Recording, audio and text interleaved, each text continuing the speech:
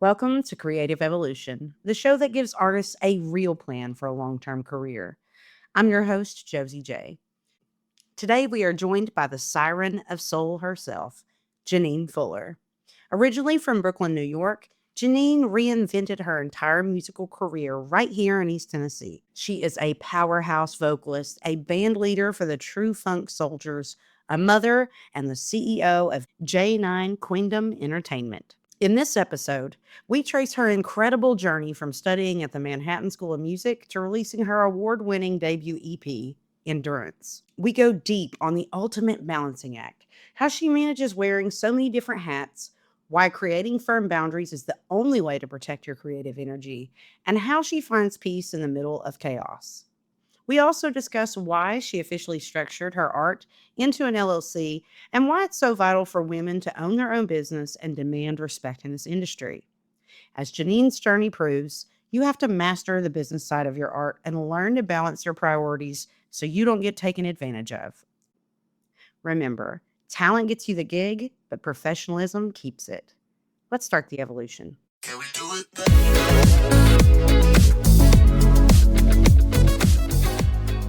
Hello and welcome to Creative Evolution, Jeanine. I'm so excited to be in your home with you. Thank you for inviting me to your table.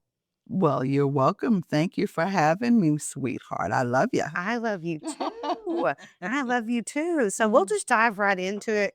Everybody wants to know, who is Jeanine Fuller? What does she do? Where did she come from? Where's she going? All the things. Who is Jeanine Fuller? Well, Jeanine Fuller is a lot of everything. Jeanine Fuller is your sister, your mama, your auntie. I'm an artist. I'm a recording artist, a singer, a songwriter, performer, actress now. Originally from Brooklyn, New York. Been all over different places of New York. So New York itself is my home. I came here in Knoxville couple of almost a little close to 2 decades now. But I've made Knoxville my home and reinvented myself here as a musician and singer and whatever else that I can get myself into while I'm here. Yeah. Yep. So you won a national music competition as a teenager, earned a scholarship to UNC School of the Arts, and studied at Manhattan School of Music. Yes, I did. Tell us all about that. Well, I often say that I don't always find music, music finds me. The reason I say that is because it not necessarily was my goal or plan as a young person to be into music. It was just something that I enjoyed doing and I loved doing, and it really was a part of me. And everywhere, I didn't matter where I lived and where I went, it just seemed like I was always either pulled or encouraged to do something in the front where I tried to hide. That being said, as a young person, I found myself, of course, when I was really, really little, putting on shows at my grandparents' home. I just saw the movie Michael. He was my inspiration, so I used to do like a bunch of shows there. So it was like something that followed me all the time. It would follow me everywhere, and so at that point, church happened, and I'm be leading with church songs and things of that sort, and then eventually, I would, like, kinda go into I snuck one time to compete, in a talent show somewhere in school online, and so my mother I wasn't supposed to be in that talent show because I got grounded and couldn't do it, but supposed to be in it. Came home and won. That was the beginning of, well, if you really want to do this, we're going to have you do this the right way.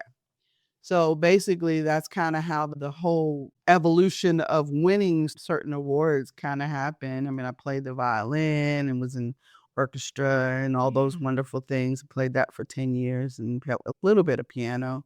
That's how I kind of got into that. And then my mom was like, well, if you're going to try to do anything with music outside of church and things like that, and you're winning stuff and all that, apparently you want to do this. So she said, we're going to have you do this in her mind the right way, which she's right. So she was like, we're going to have you get trained. So I started to go get trained. My mom had me, and you can't find this where we used to live too much because we didn't live in New York at the time. And she found me a teacher. Teacher put me into She enrolled me herself into a contest, and it was classical. I sang classical music for a while, and I happened to win to get past the auditions, and I found myself in the actual competition, and I wound up winning a 4-year scholarship. I was still in high school. So it was the high school division of the School of the Arts where I went to North Carolina, and there's a college division. So I had to go straight from where I was in high school into college. So I just won. I won that and just won something else and then won something else. But it just follows me, and I'm really grateful that for whatever reason it calls me and I answer it and things like that. But that was really it. Manhattan School of Music, the reason I got there was because there was a situation in my life that I wound up having to go back. I went back to New York. That's a whole nother story Yes. for lifetime. And so I wound up moving back to New York and found myself going to audition for a school of which my teacher in North Carolina was a bi-coastal teacher. She was my teacher at the North Carolina School of the Arts as well as Manhattan School of Music. She was a bi-coastal teacher. The year that she was my teacher as a senior in high school, she wound up decided she wasn't going to teach at School of the Arts down there anymore and decided to stay where she was in her tenure at Manhattan School of Music and Harlem School of the Arts and things like that. Yeah. So I auditioned for Juilliard. I did get in, but I couldn't afford to go, and I didn't think I was going to get in no Juilliard. But Manhattan School of the Arts, Manhattan School of Music rather, was the next school that I said, what have I got to lose? I mean, I don't know my teacher's there. Yeah. So I got in there and I got some money to go. And so that's how I got to go to Manhattan School of Music. Now, I didn't finish because, again, music always seemed to call me. And Oh, yeah. so I always had seemed to had taken sabbaticals or leave of absences during school because I would be offered a contract to go on the tour somewhere or go somewhere far away, which could be usually those contracts are at least 3 months, sometimes 6. So I'd be gone and then I'd come back and then I'd go back in. And so basically, and then I was like, "Oh, I'll go back," and, just life happened, so I Yeah. never but I think I got my education from doing it. Oh, absolutely, because you have the school Yeah. setting, and then you Mhm. were already on the Mhm. road. Mhm. So you're kind of already a step ahead of I everybody at think that so. point. I feel that way. And of course, you're the Siren of Soul, so it clearly worked out.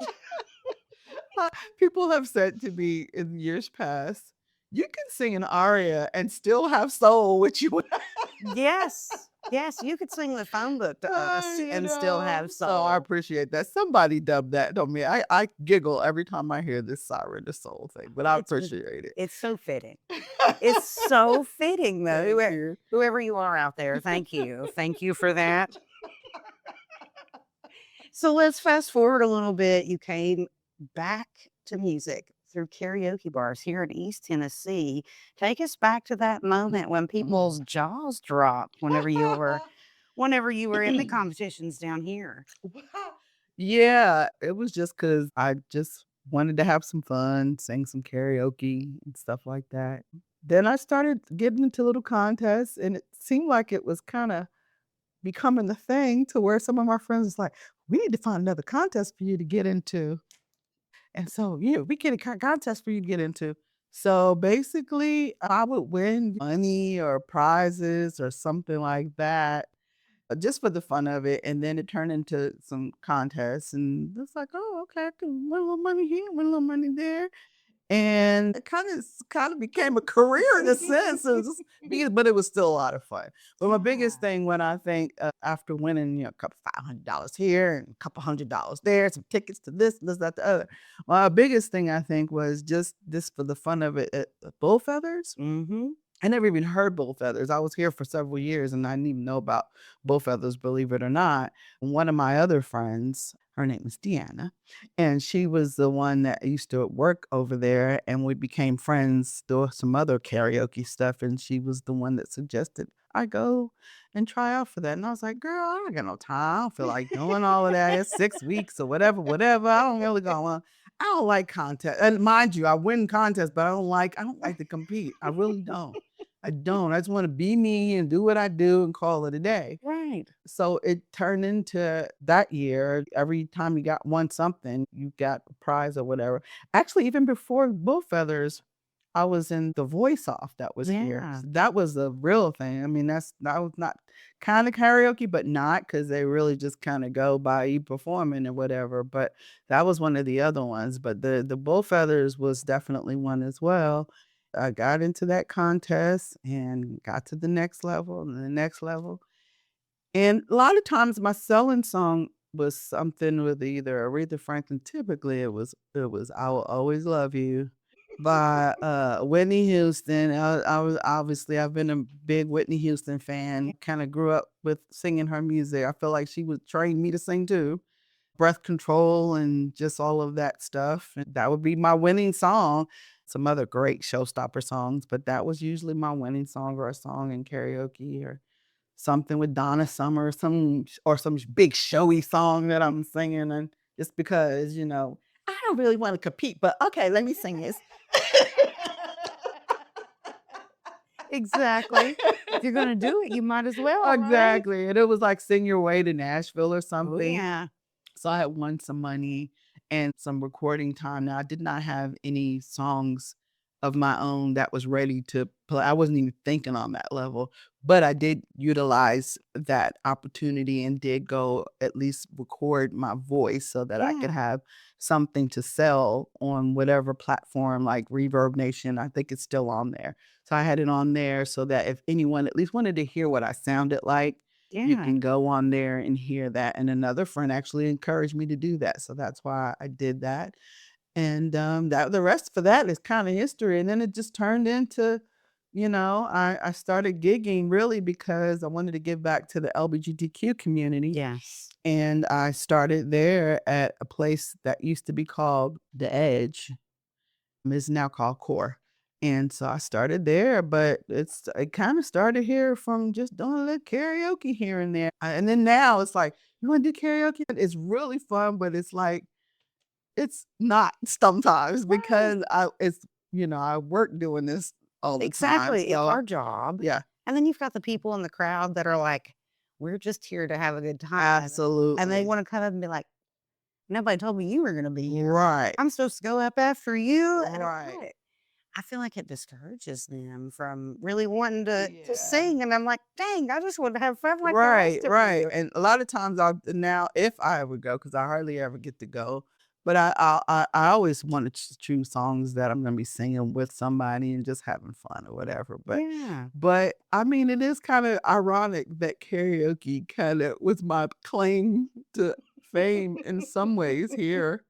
'Cause I was just my life when I Right. was living not here in Knoxville. I stepped away from it for a long time, but it was my life, and so no one knew that part. So I literally reinvented myself, and it somehow started with karaoke contests and singing contests again. Yes. So speaking of those contests, Mallory Buckner told you the only way to conquer your fear is to start working. How did you actually take that advice and turn it into momentum? Ironically, we are the best of friends. She is my soul sister number 1 here in Knoxville, but she was my actual vocal team Valerie for the voice off contest. That's how far we went back. She wasn't even there. Somebody else was sitting in for her, and so she picked a song, didn't even know me, and the rest is history because she found the right song. It was a song that Shaka Khan sang, but it was by Stevie Wonder. So I was like, "Oh, this girl don't even know me. Oh, she don't know."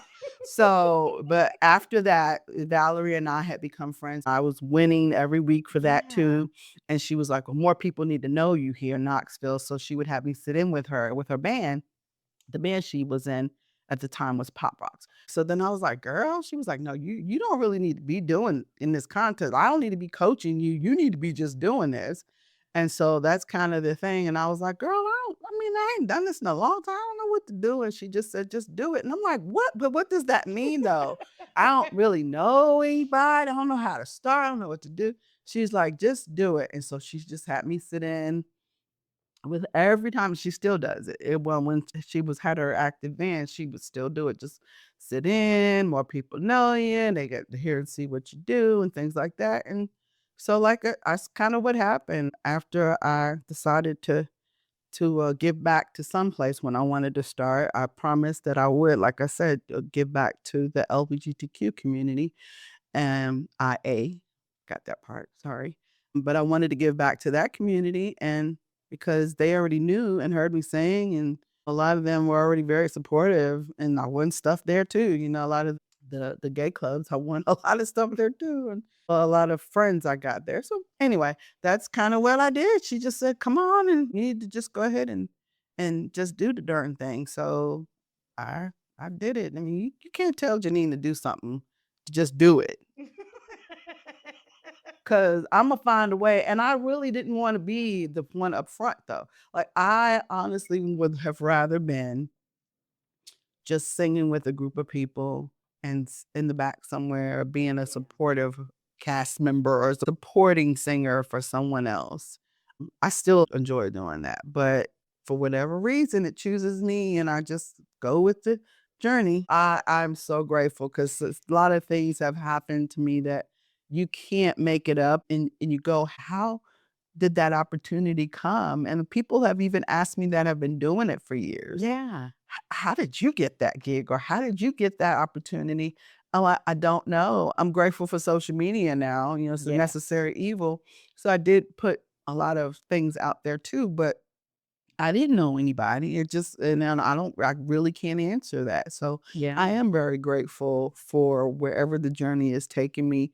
And shouldn't say for whatever reason, because I know my higher power is the reason that Yes. has given this to me. And so I have to answer those calls because of that. So, Absolutely. mhm. And you do it so well. You're so sweet to me. Thank you. I'm just being honest, though. It's the truth. So, what do you think about letting everyone listen to a little bit of endurance? Absolutely. Can we do it?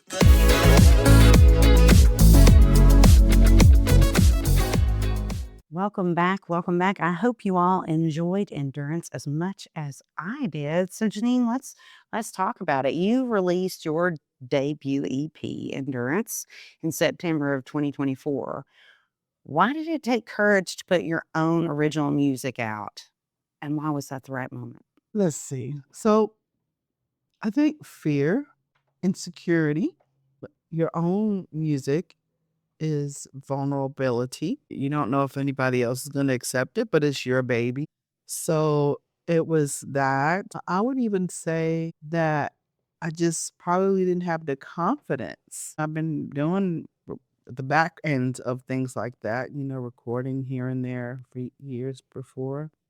But it just took a long time. But I got to tell you, my young friend Sam, who's basically young enough to be my son, but he and I are very good friends. We're music family, and I would say that we're chosen family. But Sam and I had been a musical duo and played music here when I started reinventing myself here in Knoxville.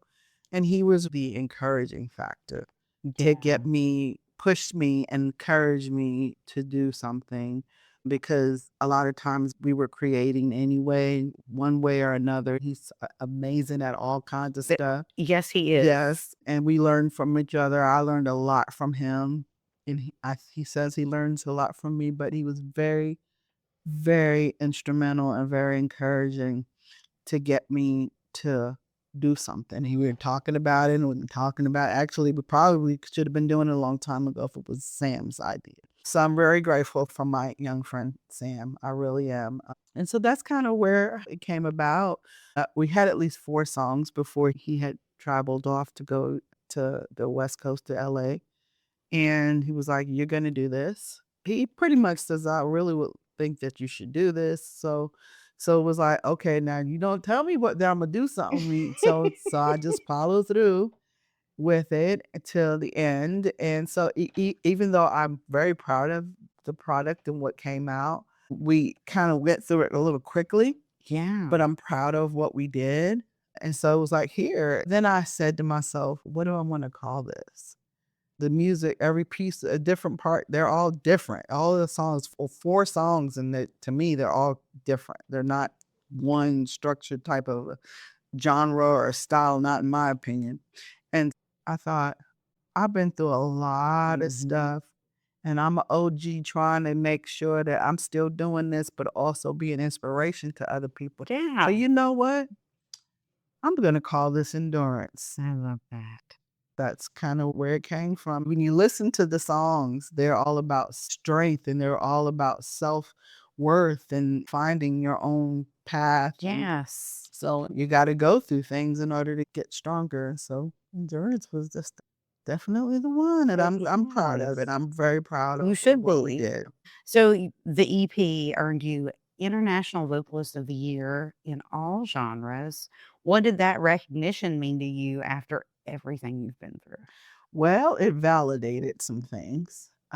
I was just very proud that I put out some work. I was proud that I have some music that I could say that I left for anybody of the world or whomever wants to listen to it.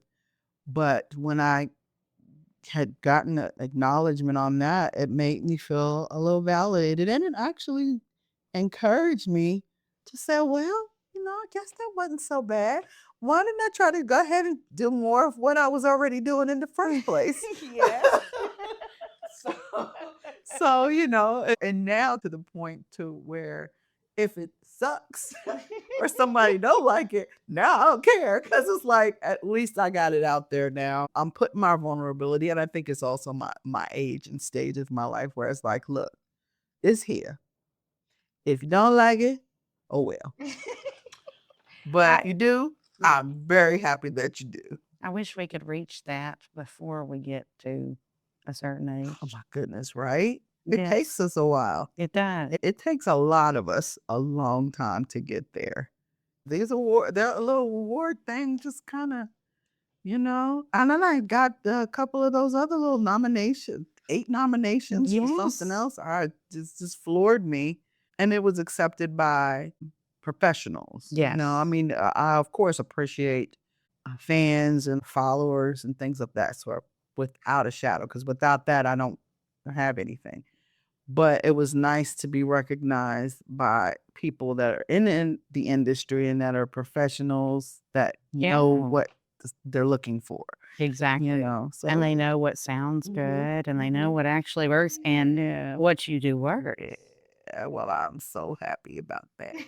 You should Little pat on the knees. Yes, you should give yourself a little pat. Wow. You also just competed in the International Blues Challenge Finals in Memphis in January of this year. Yes. How did you prepare for something like that? Oh Lord. Again, this is one of those situations where I really wasn't prepared to be prepared. So I'm again grateful that I had the opportunity to enter here regionally in this area, but I had no thoughts or anticipation of winning this area. Yeah. Well, they encouraging me for the umpteenth time to do this. So, all right, I got music out. Let me at least try to do something. 20 minutes of a set. What if I got to lose? Well, I didn't. I won.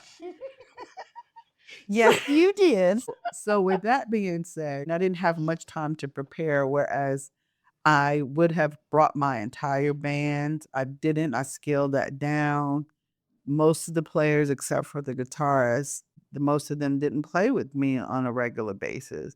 It's just 4 of us that went out there. So I really I laugh at myself for trying to figure out how did I do that, because I only had probably 2 months and I didn't have much rehearsal time in between because I gig in the middle of all those things. It was around that holiday season time. So I really wasn't prepared, but I knew what I was doing because I was like, well, and all my songs are different. They're not all blues. I always say everything is relative of the blues. It all comes from the blues and gospel. But all of my songs are different. Some's got jazz flavors, some's got, a blues Yeah. swing kind of flavor to it and stuff. So I was like, but you know what? It's still mine. and they want originality. So I'm just going to bring whatever I have. So that was the comfortability and the confidence I guess I had. And just knowing that maybe I'll get the opportunities to just network and meet people and know that I got a chance to perform on Beale Street in Memphis, whereas if times past, I've gone to the festivals in Memphis. Yeah. So now I'm on the opposite end with the opportunity to at least perform in a couple of the venues. So I kind of just saw it that way. I feel like if I did it again, I would have to definitely bring my own band out, and I'd have to be much tighter with everything that I did. And I feel like I'm not always just a blues singer. So it was kind of weird for me to just kind of like, well, how do you judge blues, in my opinion? Right. Any genre of music. I love rock music. Yes. You hear me? I love me some rock music. But I also don't mind singing a gospel song. And I can belt out an aria in a minute, but I also like musical theater. So I can belt out, I've done that. So I just call myself a vocalist. And so the opportunity was great. I feel like I'm always in my mind prepared because I've done it for so long and it was my own music and things of that sort. And I just feel like, look, if you don't get it right, I'm going to direct you the right way. You know, that kind of thing. It's like, that's really odd for somebody who says that she doesn't want to be the leader. Right? That's an excellent point. So tell us about J9 Queendom, Jeanine Queendom Entertainment LLC. When did you decide to formalize your music into a business, and why does having that structure matter? I had already kind of had structure. And years prior, I kind of had a somewhat of a business years ago in music, and because that was what I did. So I needed to make sure that I had structure even then. But I finally made up my mind to start it last year because I already had brands, True Funk SOULdiers, and then my own little solo thing. So I already kind of have those brandings as it is. I'm already always hiring musicians and singers and performers. I've had dancers come up and do stuff. I mean, you've not been part of those, seen those kind of shows, but I've had dancers being a part of my little production and stuff. And I pay them out and I do that kind of stuff and I got to do it. So I figured, why don't I kind of make that legit and also offer the possibilities of being able to build other things from that. You can get better fundings for things if you get that, if you do that. And it's funny because I've always been told that I've got a good business structure in my head. Like I'm pretty good with that. And I never really thought about it. It was just I always wanted to make sure I took care of myself and the people that are with me. Yeah, absolutely. I wanted to just kind of make it legit. And after I did the album and had to put all the labeling on that for the record and everything, I was like, you know what? I really just go ahead and solidify this as much as I can. Yeah. And that's kind of where it came from. And because a lot of people call my home and where I call my home, they call it the Queendom because we are the Queendom. And the Queendom is made up of just love and positivity and being proud of who you are. So that's why I decided to call it J9 Queendom, named after me, of course, but the Queendom part too. I just wanted to have some structure and some branding, some further branding, and solidify some things and see where that takes me and stuff. Because I have two different entities of things. And even with the True Funk SOULdiers, it's not even honed down because I can't seem to stay with one thing sometimes. Like the tributes is just tributes to soul and funk music. So it's not necessarily just one artist. So I had to kind of at least bring that together. It looks polished and professional too. You got a website already, you got this, you got that. Just bring it together. I feel like you're more respected when you have all of that. And we women have to look out and make sure we got that stuff together. Yes, we do. People didn't fight for all of those rights for us for us to just be sitting on it and letting somebody else do things and run it. And own everything. Right. Right. It's hard enough. It's difficult enough as a woman, even now, to be always respected with what we do and listen to us and everything. So you're going to listen to me, dagnabbit. Yes, you I'm are. gonna not try to cussing on your podcast, but dagnabbit. Dagnabbit, we are CEOs. Yes, that's right. Yes, we are. So you feature local music talents in the Soldiers. Mhm. Is that a business decision, a community decision, or both? Yeah, it's pretty much all of that. Yeah. Originally, just even starting out here, I was me and one other person, and then I was trying to build on that with just an extra person for something. That's where Sam kind of came along because somebody else used to play with me music for a little bit too. And then I got offered gigs at like Hard Rock or wherever it was, and so they wanted a band. So then I was like, okay, well, now I'm gonna put together a band, I guess.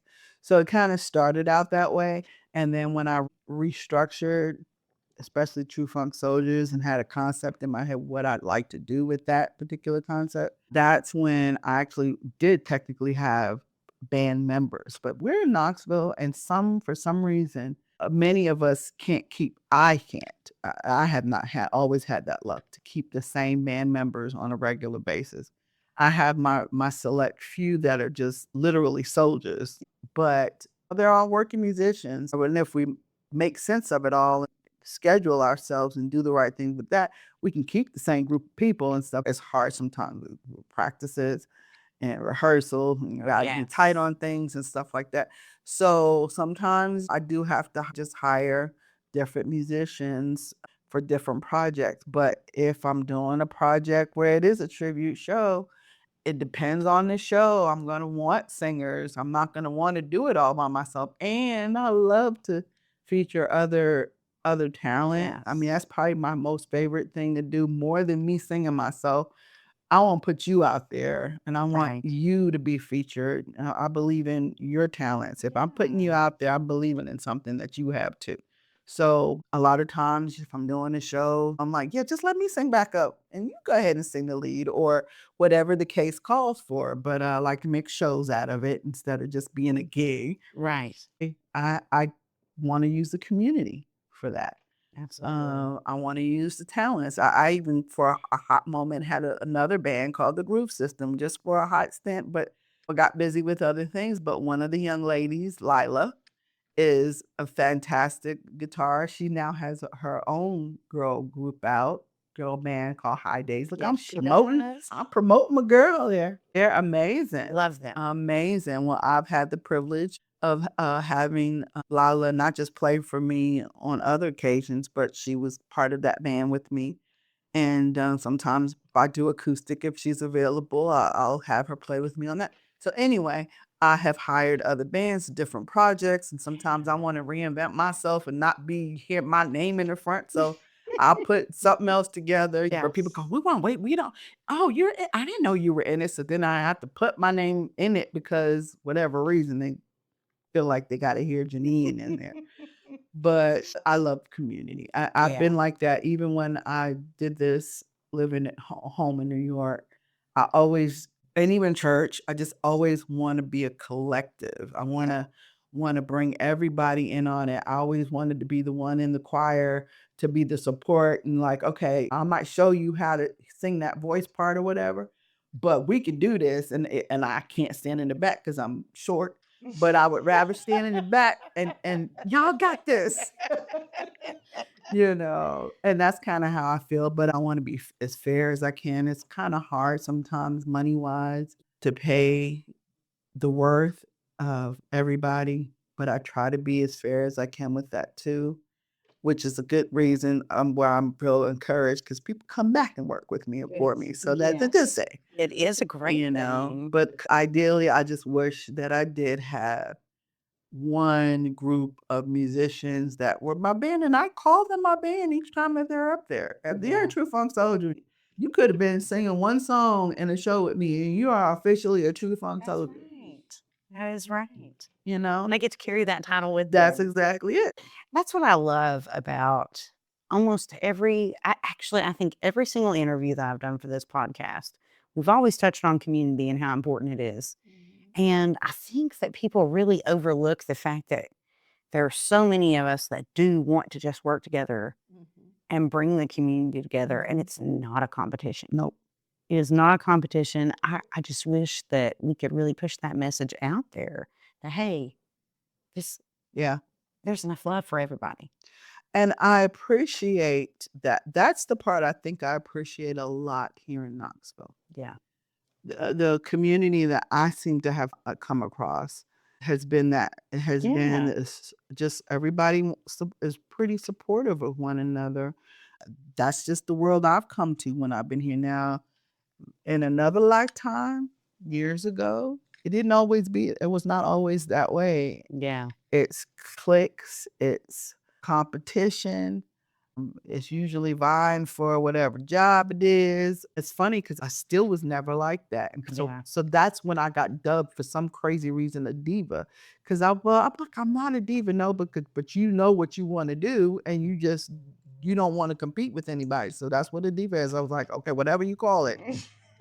But I don't want to compete. My experiences since I've been here has been nothing but support, not just for me, but as I support other people as well. I mean, I've gotten so much support here. I mean, so many people and so many different facets of music and genres. My friend Kelly Jolly, of which it's my home skillet. Love.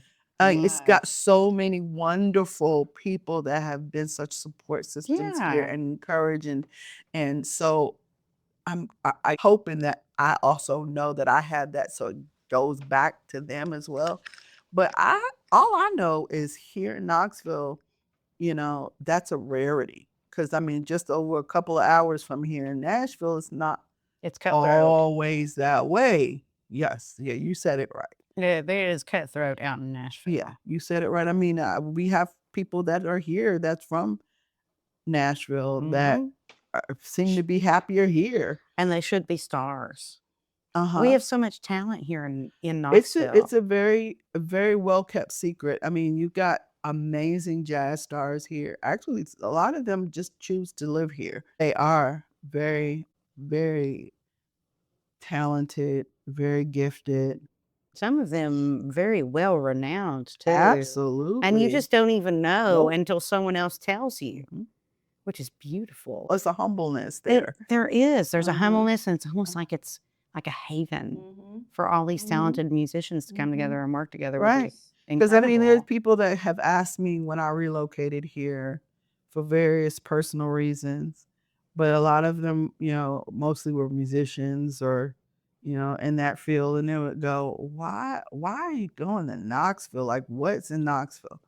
Well, I didn't know this part was in Knoxville. I just wanted to just reinvent myself as a person, just personally. Yeah. Music and entertainment and performing and none of that stuff was even occurring to me at that particular time. So I didn't know. I had no idea. And then I started coming across. Eventually, when I started doing this, I was like, holy smokes, this got some bad talent. Yes. Up in here. You got some really great talent, but you also have a really cool, supportive, encouraging community. Most of us are that way.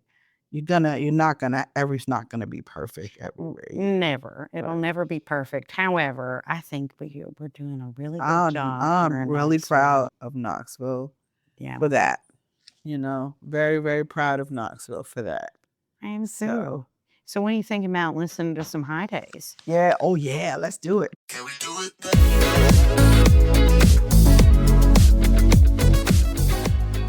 Welcome back. Welcome back. We loved listening to some high days just then.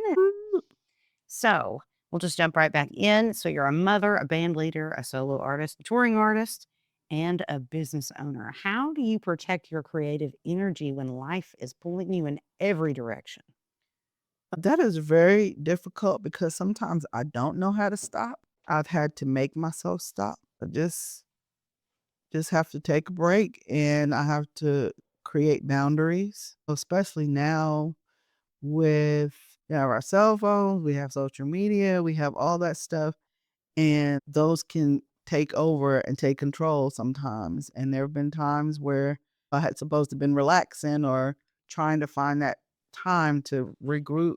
Yeah. And then somebody, of course, without a shadow of a doubt, decides that they want to, because that's their time, but they want to ask you about something business related. And it's like, no, I had to do that just recently. Yeah. From birthday stuff. I was like, look, people wanted to ask me stuff about a stage set or stage scene or whatever. And I was like, okay, you can ask me this now, but tomorrow and the next day, I ain't answering nothing else. I'm not talking about anything else until I'm ready to do that. You just have to learn to just create those moments and create those boundaries for yourself first and then for other people. Now, it's difficult when you're like yourself and you're a mama, spouse too. You wear a whole bunch of other hats, but you got to take care of you first. And you got to be able to try to sit back and catch those moments. And sometimes the creativity will catch you the least time that you really want it. But the best thing I would say is to just make that time and find that time and have your own boundaries for yourself first. And try not to think that you can do everything all by yourself all at once.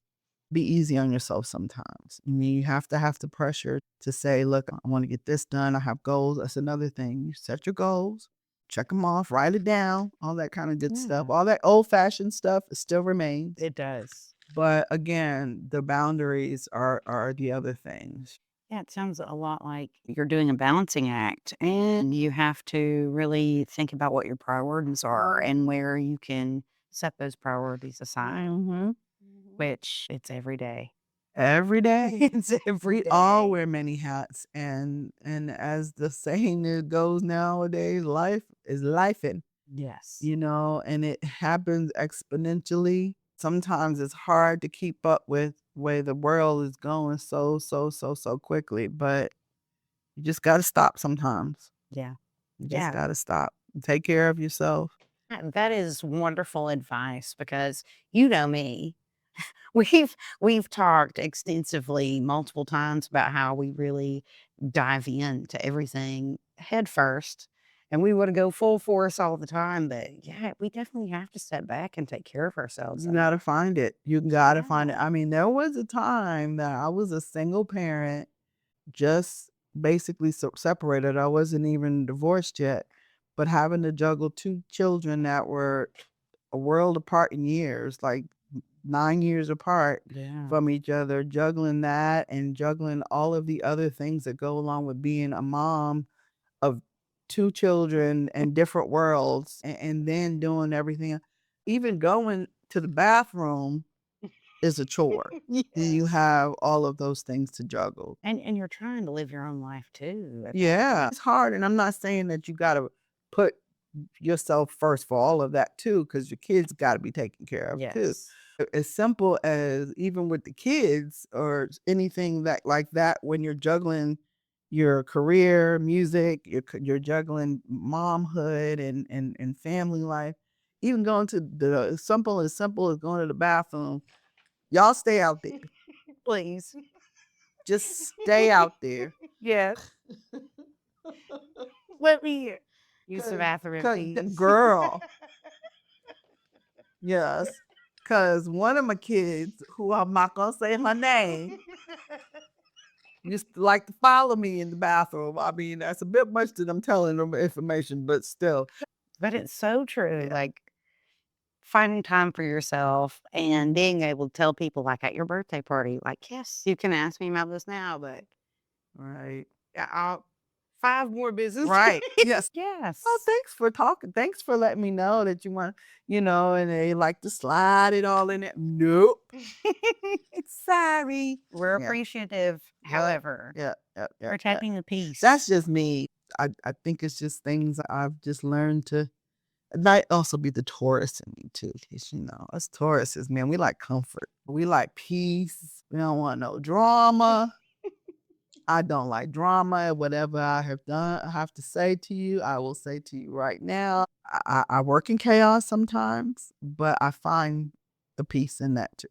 Yeah, and that's so And it important. never stops. It never. It never stops. So you got to go within yourself and find, even if it's just a few minutes, to breathe. Oh, I know I'm preaching to the choir in that.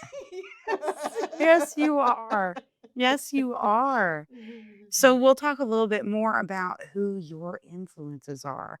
You've drawn inspiration from Etta James, Billie Holiday, Sarah Vaughan, Diane Reeves, Shaka Khan, Michael Jackson, Stevie Wonder, Prince. The list goes on and on. It's way too many. So many. So how you honor those influences while staying completely yourself? I take a little bit of each of them. I have learned a lot about those people as people. You learn about their nuances of what they do in music, what makes them them. You pull a little bit of that out of there, and you pull a little bit out of there, make your little gumbo. And that's my way of honoring. I love gospel music too. That's kind of a big thing where I came from for a long time too. Michael Jackson was definitely a huge influence Yeah. when I was very little, probably many influences, but he was my biggest influence in performing. I mean, and I come from the era, in my opinion, I come from the era of flat out, you better perform. You need to perform. You not only need to have to sing, but you've got to know how to sell a song. You have to learn how to put on a show, but you also have to hone your talents. Mm-hmm. So you have to work and work and work. And whether you're a singer or musician, singer, and all three, I mean, like Prince, you know, the man did everything. But if you're an amazing singer like Whitney Houston, who was also a favorite of mine, I don't only put her name into all those influences. I just take a little piece of all of them.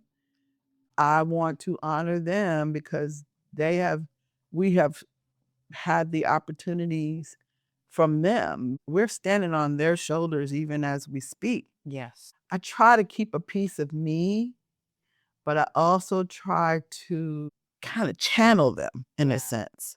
I want to just pay all the respects to them because they have given us what we have now. Yeah.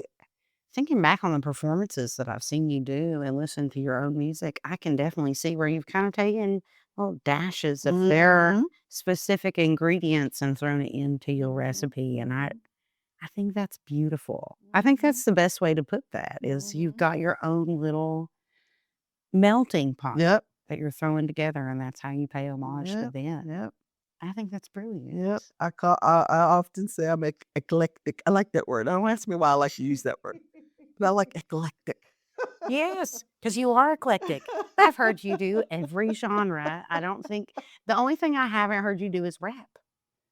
I think I might have tackled that a little bit here and there. It's not my forte. In fact, well, it's not necessarily rapping. It's more spoken word that is getting ready to come out in this album. I'm telling you, I'm so excited about this album. That's about it. I'm excited for But you. yeah, I'm excited to hear it as soon as it comes out. I had to figure out like which, in my mind, like, of course, you know, you always believe in all of your songs. I'm like, which song am I gonna release first, though? It's so hard to pick out which one you want because, like you said, we believe in all of it. We believe in all of that. Every single one. And they're all your baby. Like you said, it's like opening up your diary and showing the world. So you're like, I have this to show all of you. Which one do I want to share first?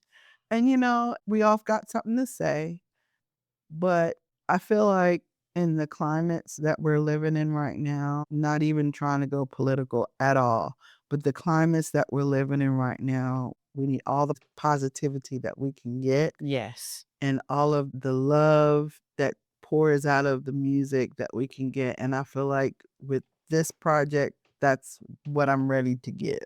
That's what the Queendom is ready to give because that's what we're about. Well, I am so excited to hear more. I wish we had some to play for everyone today, but let's give everyone else a little bit more independent music, and then we'll come back to the hot Yes, seat. love the independent music. Absolutely. Me too. Let's do it. Can we do it?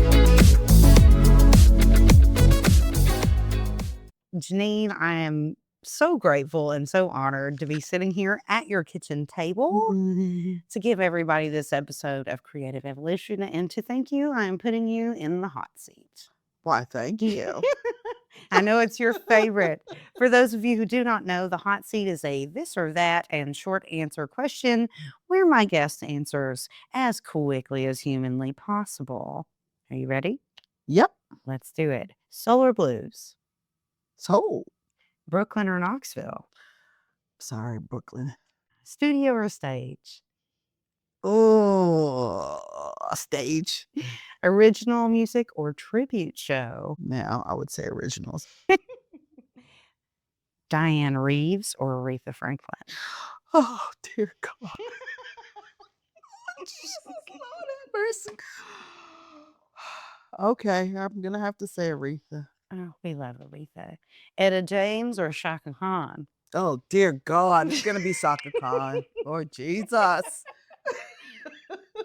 Gospel or jazz? I like gospel. Leader or solo artist? Solo artist. Touring or residency? I'm old now. Residency. I don't even think you have to be old to like that one, right? Yeah. You come to me. Yes, exactly. Classical training or learning by ear? By ear. Memphis or Knoxville? Oh, that's going to be Knoxville for me. Vintage vinyl or streaming? Oh, vintage vinyl all day, every day. Yes. Yes. And if you all could see her wonderful collection over here. That's right. I already knew the answer to that, but you didn't. Writing alone or collaborating? It depends on the moment. One big show a month or many small ones? I would say one big show. Everybody can come to that one show. You get a chance to miss me. Yes. All right. And for your final gift, Jeanine, what is the single most important piece of advice you would give to an independent artist who is trying to build a long-term creative career? First, be true to yourself. Learn as much as you can about this business so that you won't get taken advantage of. Network as much as you can. And going back to the first thing, be your authentic self at all times. Don't let nobody change you and what you are trying to bring to this world, because you are your own individual. That's exactly right. Where can everyone find you? I have a website and I will spell it for you. It's JeaNine Fuller, FULLER.com. That's my website. You can also find me on a whole bunch of streaming places, but Facebook is probably the most popular one for me. So that's Facebook, and that's Jeanine Fuller Music. Same way to spell the as a website. I have Instagram. Jeanine D. Fuller is on Instagram. You can find me on streaming on almost any platforms under the album Endurance. And I would say that's it. If you go on JanineFuller.com, you can probably find anything on there because my links are all on there. Exactly. Yes. Music is on there too. You can buy it from there. Quite a beautiful, empowering conversation. Jeanine is the ultimate example of what it means to be a resilient, professional CEO of your own art. Her story proves that a successful career isn't just about the music. It is a constant balancing act. To manage it all, you have to create boundaries. Put yourself first when necessary and protect your peace so you can navigate the chaos without burning out. Especially loved her final piece of advice. Learn as much as you can about the business so you don't get taken advantage of. Network as much as you can. And above all else, be your authentic self at all times. Be sure to check out our show notes to find links to Jeanine's website, her social media pages, and to stream her award-winning EP, Endurance. I also want to give a huge shout out to the incredible independent artists we featured during today's music breaks, High Days and Feral Kitty. You can find all the links to support their music right down in the show notes. Building a sustainable career in this industry is not magic. It takes thoughtful planning, balancing your life and creative energy, and treating your art like a business. Remember, talent gets you the gig, but professionalism keeps it. I'm your host, Josi J, and until next week, Your time to evolve starts right now. Can we do it?